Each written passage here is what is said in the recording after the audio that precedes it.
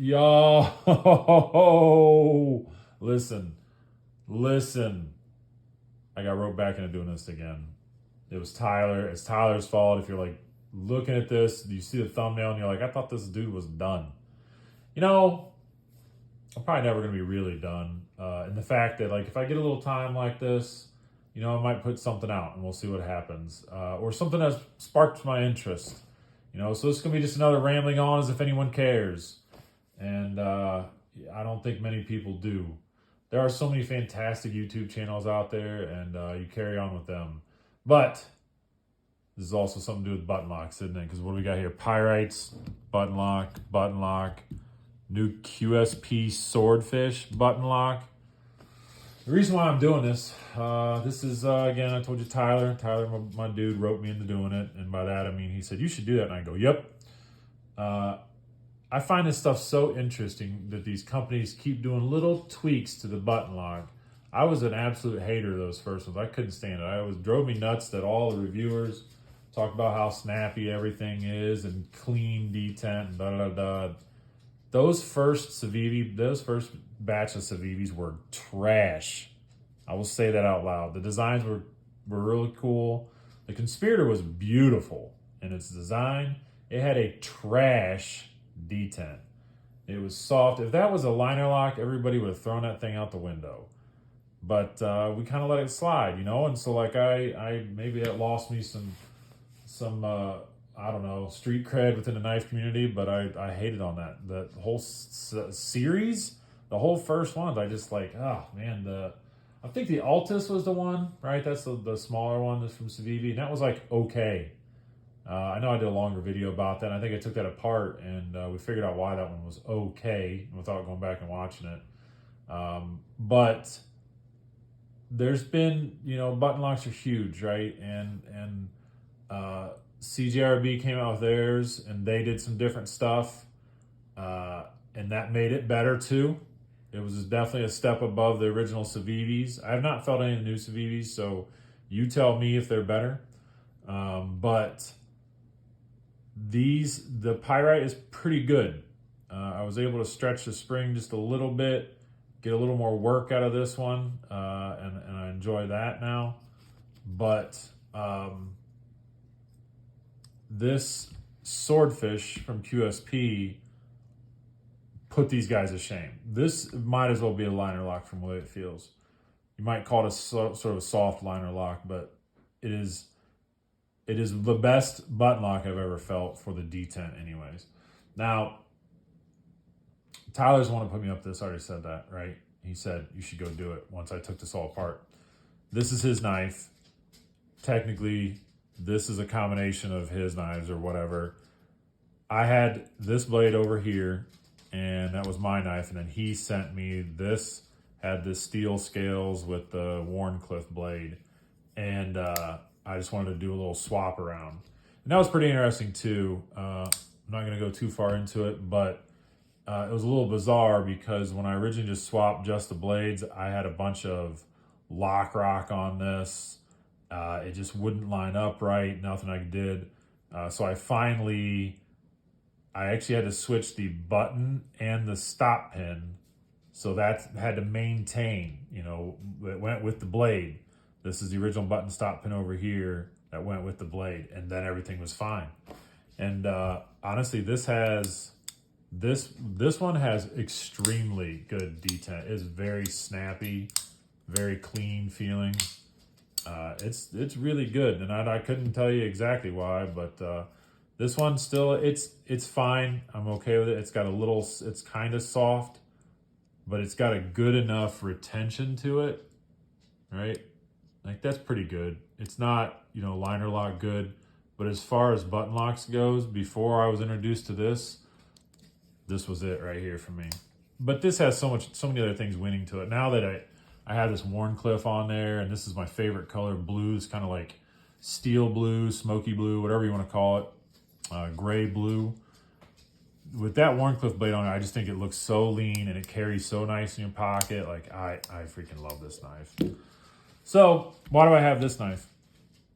Well, Tyler quit YouTube, and he basically trimmed his whole collection down. the same as I did. Unfortunately, I was not near as strong. I lasted maybe 3 months with a trimmed down collection, and I had sold off a lot of stuff.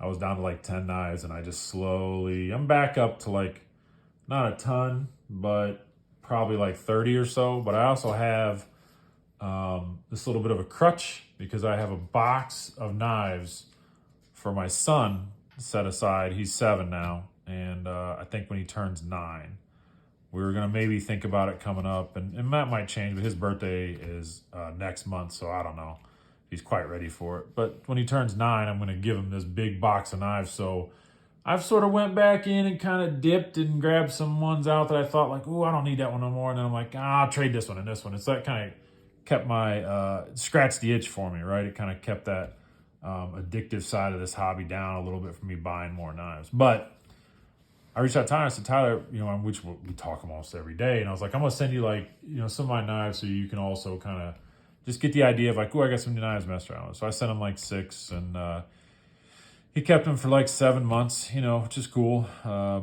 was like, yeah, man, keep them for like 2-3 weeks. He's like, all right, man, I'll see you on leap year. And I'm like, okay, cool. And so he sent them back to me, but he sent me like almost his entire collection. He kept a handful, but he basically said, I think he sent me like 8 knives, and this was one of the ones I want to check out.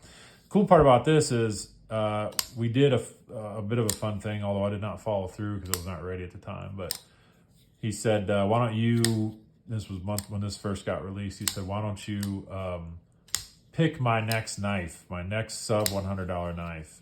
And this is what I picked for him, actually, and it fits a lot of things for him. But I'm pretty impressed with it, too. I really like this. So when I got it and I flicked it, I was like, ooh, dang, that detent is nice.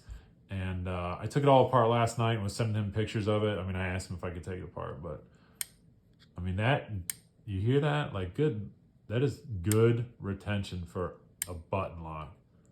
We're breaking about right there, and it just sucks it right back in. It feels nice. It flicks nice. It barely does the bounce back when you go to close it. I know I'm not on camera very well, but it's kind of hard to do. It's so good. And I took it apart last night and noticed some differences. And he said, yep, video time. And I was like, nah, I don't need to do all that. But I guess I'm going to here. I got a little bit of time today. So if I can get it filmed, this is what we're going to do. I'm going to take just these 2 apart. This honestly represents a lot of the, it's very close to a lot of those other Civivis, but they did a few things better in this, which I've already talked about. But I can kind of point out some things. And last night when I was trying to point it out to him in pictures, I had some cereal bowls for my kids. I'm like, look, this is the big difference right here. I can tell you that's one of them. But I'll point the stuff out. So let's do a little, I was going to do time lapse, but I don't know how to do that. So let's just make a weird noise. And suddenly all this stuff's going to be taken apart. Boop! All right, there we go. Everything's all torn apart. So we're going to point out some of his difference. I'm going to point out some of his difference. You're just going to watch and look at him. Here's the thing. Some grand things inside of here already. I will tell you some stuff that I absolutely love. Look at that. Big multi-row bearing, right? Now that's going to help out the action a lot. Doesn't have much to do with the detent. Different size knife, obviously different size bearings, but just your standard bearings. But I love that. I didn't expect that. I thought that was pretty cool. All right, here's first thing. So make sure I get these all lined up. The black spring right here. This guy, that one goes to the QSP. Now you can see it's much, sorry, there we go. You can see, let me get one of these little doodads. I'm not gonna start this again. You're just gonna have to deal with me rummaging through my little bin. Perfect, all right. Look here, you can see it's actually smaller, and I don't know if you're gonna be able to tell in the camera or not, but this is a much stiffer spring. The small QSP right here has a lot more pressure on it. The one for the Pyrite is fine. It functions fine. You can see it's a little taller. So I don't know the exact translation between taller springs Kevin of Knife Nerdery, if he ever checks this out, he used to watch some of my videos and he would give me these brilliant critiques, which I loved. But the idea that this is longer, which does look like it should supply more pressure, but because this is actually a thicker spring, stiffer spring, you definitely get more pressure out of this one. So that's just step one, difference one, all right? Then we're also gonna look at the buttons themselves. And you can just see the shape in them. They're not necessarily different inside. Over here again, this is the black one. Look, I got grease on my hands. All right, someone's gonna watch that and point that out. I work with machines all day, and these knives have a little bit of grease, but whatever. See this right here? That shape right there is much more kind of a bowl shape, right? And then this is like an upside down Rolo. You guys know what Rolos is? I mean, oh man, I hope everybody knows what Rolo is. I got the cereal bowls I was talking about earlier.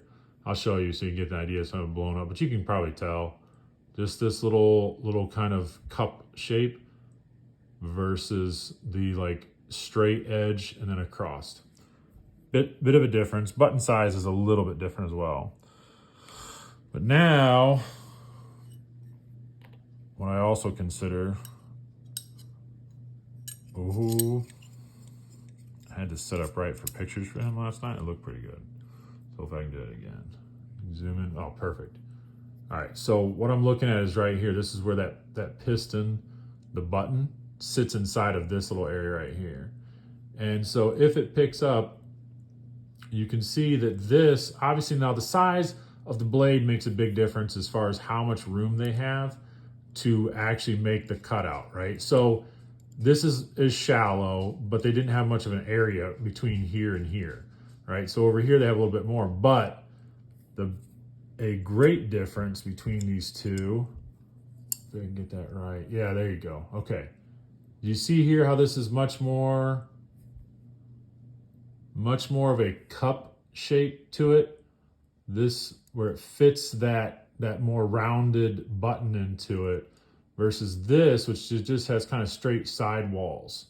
Everything's almost straight. So when it doesn't give it a whole lot of area to actually nest inside of it. It doesn't sit down inside of anything. It sort of just rests there, where this supplies much more of a home for that button to actually nest into. And so this is the visual I sent him, because I don't know if I was explaining it right. Like, this is the Pyrite and many other ones, right? So this is what that cup looks like. It's got these straight side walls, a little bit of rounding inside of it.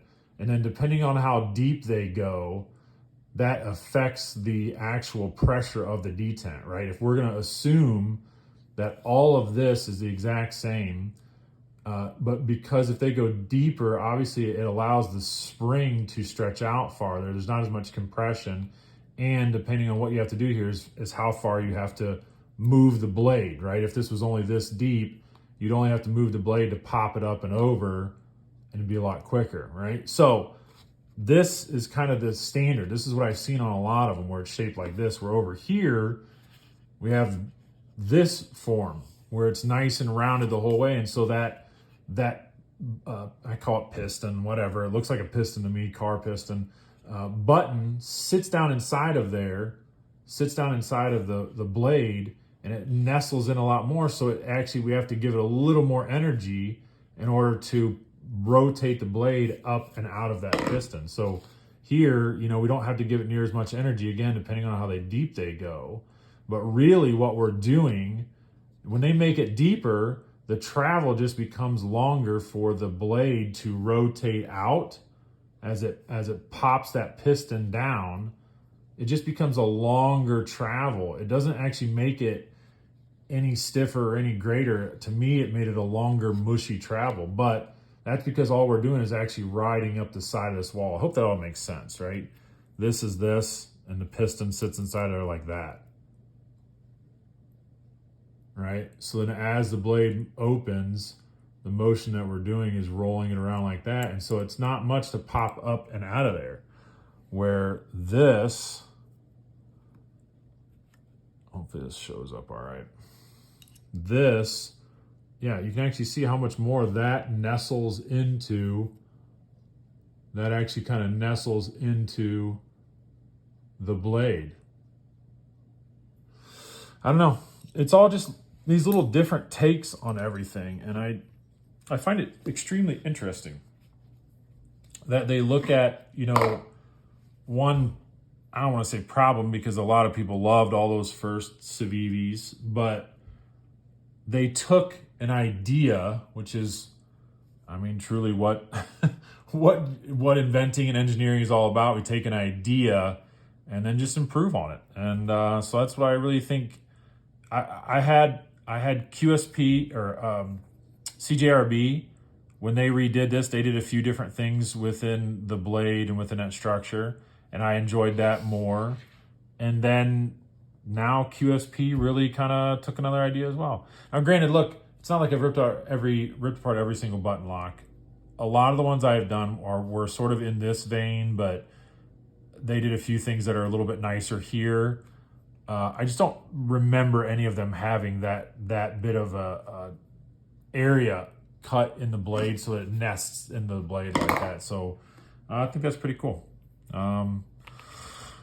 Anyways, I'm gonna put all this stuff back together and get done talking. I will absolutely promote this little driver. If you guys have not seen this driver, whoops, upside down.